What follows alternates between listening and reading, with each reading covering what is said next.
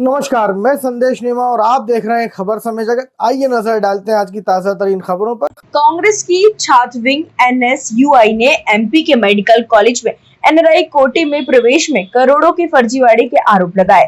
कांग्रेस कार्यालय में आयोजित प्रेस वार्ता में प्रदेश प्रवक्ता विवेक त्रिपाठी और एनएसयूआई प्रदेश उपाध्यक्ष रवि परमार ने मीडिया से चर्चा की। उन्होंने कहा कि शिक्षा माफिया के हौसले बुलंद है, सरकार कड़े कदम नहीं उठा रही है। एनआरआई कोटे में 15% एडमिशन को लेकर प्रदेश में गड़बड़ी हुई है। कोटे से नियम विरोध गोरख धंधा चल रहा है। प्रदेश में नीट काउंसलिंग जारी है। 1 से 1.5 करोड़ रुपए में सीट बेची जा रही है। विभागीय मंत्री और अधिकारी भी मामले में मिले हैं। स्वतंत्र संग्राम सेनानियों के फर्जी सर्टिफिकेट के आधार पर एडमिशन धांधली को अंजाम दिया जा रहा है। एमपी के मूल निवासी प्रमाण पत्र में फर्जीवाड़ा किया जा रहा है। सार्वजनिक पोर्टल पर प्रदेश में दस्तावेज नहीं डाले जा रहे हैं, जबकि महाराष्ट्र समेत अन्य प्रदेशों में दस्तावेज पोर्टल पर डाले जाते हैं जो एडमिशन से संबंधित होते हैं। मामले की न्यायिक जांच होनी चाहिए। रिटायर्ड हाई कोर्ट के जजों से जांच होनी चाहिए। नॉन क्लिनिकल और क्लिनिकल कॉलेज में भी बड़ी गड़बड़ी की जा रही है। में नीट काउंसलिंग चल रही है और उसका पहला चरण पूर्ण हो चुका है। उस पहले चरण में मध्य प्रदेश के 12 मेडिकल कॉलेज थे जिनमें की नीट की काउंसलिंग हुई है। उन सभी कॉलेजों में 15% एनआरआई कोटा था। उसमें टोटल सीट 335 सीट थी, लेकिन एक आदेश निकाला मध्य प्रदेश के डीएमई ने जिसमें एक और कॉलेज बढ़ाया गया है, इंदौर का, उस इंडेक्स मेडिकल कॉलेज, उसको जोड़कर सेकेंड राउंड में 373 सीटें एनआरआई कोटे की रहेगी। इन सीटों के माध्यम से मध्य प्रदेश में एक बड़ा भ्रष्टाचार किया जा रहा है। लंबे समय से ये भ्रष्टाचार सालों से चलता आ रहा है और भ्रष्टाचार में मध्य प्रदेश शासन के अधिकारी समेत विभागीय मंत्रियों की संलिप्तता हमेशा से रही है। और इसमें जिस तरह से देखा जाता है कि एनआरआई सीट 1 करोड़ से 1.5 करोड़ में बेची जाती है और इन सीटों के बदले फर्जी एनआरआई सर्टिफिकेट जारी किए जाते हैं और फर्जी एनआरआई सर्टिफिकेट के आधार पर पूरी तरह से एनआरआई कोटे में एडमिशन लिया जाता है। पूरी तरह से नियमों को दरकिनार कर दिया जाता है। जब एनआरआई कोटे में एडमिशन लेना होता है मेडिकल कॉलेजों को, निजी मेडिकल कॉलेज और निजी विश्वविद्यालय इन नियमों की धज्जियां उड़ा रहे हैं, जबकि सुप्रीम कोर्ट का एक स्पष्ट आदेश है जिसमें कि ब्लड रिलेशन से ही आप एनआरआई उसको घोषित कर सकते हो, लेकिन यहाँ पर फर्जी सर्टिफिकेट के आधार पर मध्य प्रदेश के मेडिकल कॉलेजों में एडमिशन होते हैं। सुप्रीम कोर्ट के स्पष्ट आदेश में है कि या तो वो माता पिता हो या फिर उसके चाचा चाची हो या फिर उसके सगे भाई बहन हो या सगे नाना नानी या सगे दादा दादी जी हो, उन्हीं का सर्टिफिकेट मान्य होगा, अन्य किसी का सर्टिफिकेट मान्य नहीं होगा।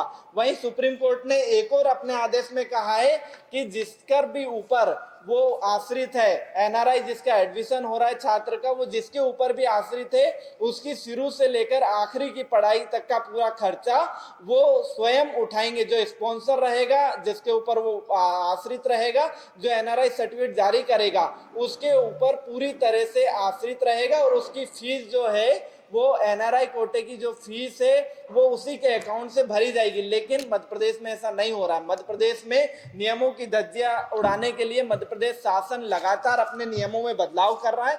सबसे पहले मध्य प्रदेश शासन ने 2018 में अपने नियमों में बदलाव किया था। उसके बाद मध्य प्रदेश शासन ने एक और अपने नियम में बदलाव किया 2019 में। उसमें मध्य प्रदेश शासन ने कहा कि एनआरआई सर्टिफिकेट होना आवश्यक है, ब्लड रिलेशन की आवश्यकता नहीं है। तो सुप्रीम कोर्ट के आदेशों की खुलेआम उल्लंघन किया जा रहा है। वहीं एमसीआई और मेडिकल काउंसिल ऑफ इंडिया के नियमों की खुलेआम धज्जियां उड़ाई जा रही मध्य प्रदेश में। और जिस तरह से हमने देखा कि पूरे तरह से ये फर्जी प्रमाण पत्र मोटी रकम लेकर जारी किए जाते हैं। यही नहीं, मध्य प्रदेश में नीट काउंसलिंग में फर्जी मूल निवासी प्रमाण पत्र भी जारी किए जाते हैं, जिससे कि मध्य प्रदेश के सैकड़ों छात्रों का नुकसान हो रहा है। क्योंकि एनआरआई की सीट में और इनमें नीट काउंसलिंग की सीटों में प्राथमिकता मध्य प्रदेश के छात्रों को दी जानी है। जब मध्य प्रदेश के छात्रों को प्राथमिकता देनी होती है तो मध्य प्रदेश के निजी मेडिकल कॉलेज इनमें फर्जी मूल निवासी प्रमाण पत्र बनवाते हैं और उनके आधार पर एडमिशन लेते हैं। हमने लंबे समय से इस पूरे मामले में शिकायत कर रहे हैं, लेकिन शिकायत पर संज्ञान लेने की बजाय इस मामले को दबाने का प्रयास किया जा रहा है। और जो वर्तमान डीएमई है उनके द्वारा हमारी शिकायत के कुछ दिनों बाद एक अखबार में, प्रतिष्ठित अखबार में एक बयान दिया गया कि हम नीट के जो स्पॉन्सर है एनआरआई सीट के, उनके सर्टिफिकेट का वेरिफिकेशन हम एम्बेसी से करवाएंगे। एम्बेसी तो पहले भी करती है और ये रूल में भी है और सुप्रीम कोर्ट की गाइडलाइन में भी ये है। सुप्रीम कोर्ट ने जो आदेश दिया था उसमें एम्बेसी के दूतावास से जारी सर्टिफिकेट को ही मान्य किया जाएगा। तो उन्होंने भ्रम फैलाने के लिए ये अपना स्टेटमेंट दिया और जिस तरह से पूरे मामले में एक मेडिकल कॉलेज या गवर्नमेंट मेडिकल कॉलेज के अधिकारी से इन पूरे दस्तावेजों का वेरिफिकेशन होना चाहिए और ये पूरे एनआरआई सीट से जो भी मध्य प्रदेश में एडमिशन लेते उन छात्रों के दस्तावेजों को सार्वजनिक पोर्टल पर उपलब्ध कराना चाहिए। लेकिन मध्य प्रदेश में ऐसा नहीं होता, जबकि महाराष्ट्र और अन्य राज्यों में ऐसा किया जाता है। जबकि पूरे मध्य प्रदेश में नीट काउंसलिंग के पहले राउंड की डेट जारी कर दी, दूसरे राउंड का कोई पता नहीं है। दूसरे राउंड की डेट 10 तारीख से शुरू होगा तो उन्होंने 6 तारीख को जारी की, जबकि पूरा शेड्यूल एक साथ जारी किया जाना था। First round, second round, third round, तीनों राउंड की काउंसलिंग की डेट का शेड्यूल एक साथ जारी किया जाना, जबकि मध्य प्रदेश का आयुष डिपार्टमेंट ने तीनों काउंसलिंग का शेड्यूल एक साथ जारी किया। लेकिन एमबीबीएस की सीट की काउंसलिंग के लिए, डेंटल की सीट की काउंसलिंग के लिए डीएमई ने ऐसा नहीं किया, क्योंकि शिक्षा माफिया, मध्य प्रदेश के चिकित्सा महाविद्यालयों के शिक्षा माफियाओं द्वारा यह शेड्यूल डिसाइड किया जाता है। उसके बाद सरकार इस पर डिसीजन लेती। तो मध्य प्रदेश का दुर्भाग्य है कि मध्य प्रदेश की चिकित्सा शिक्षा व्यवस्था शिक्षा माफिया चला रहे हैं और जिस तरह से रूल के दरकिनार किया जा रहा है, मध्य प्रदेश शासन द्वारा बार बार नियमों में परिवर्तन करके निजी महाविद्यालयों को फायदा पहुंचाने के लिए एक बड़ा घोटाला किया जा रहा है। और हमने इसमें मांग की है कि पिछले कई सालों से जो एडमिशन हो रहे हैं उनकी एसटीएफ से न्यायिक जांच करवाई जाए, रिटायर्ड हाईकोर्ट के जज की निगरानी में ये जांच हो और इसमें जो भी दोषी पाया जाता है, कॉलेज संचालक और छात्र, उनके ऊपर कानूनी कार्रवाई की जाए। और आप सभी सम्मानित पत्रकार साथियों का मैं आज इस महत्वपूर्ण पत्रकार वार्ता में अभिनंदन करता हूं। बहुत ही शॉर्ट समय में आप सभी यहाँ पे उपस्थित हुए, उसके लिए धन्यवाद देता हूँ। आज का जो विषय है ये मेडिकल एजुकेशन से जुड़ा हुआ है। जिस तरीके से मेडिकल एजुकेशन में मध्य प्रदेश में निरंतर घोटाले उजागर हो रहे हैं और उसके बाद भी सरकार कोई ठोस कदम नहीं उठा रही है शिक्षा माफियाओं पे नकेल कसने के लिए। निरंतर हम बता रहे हैं कि मेडिकल एजुकेशन पूरी तरीके से वेंटिलेटर पे आ चुका है। जो मध्य प्रदेश के मेधावी और गरीब छात्र हैं उनके साथ में भेदभाव किया जा रहा है।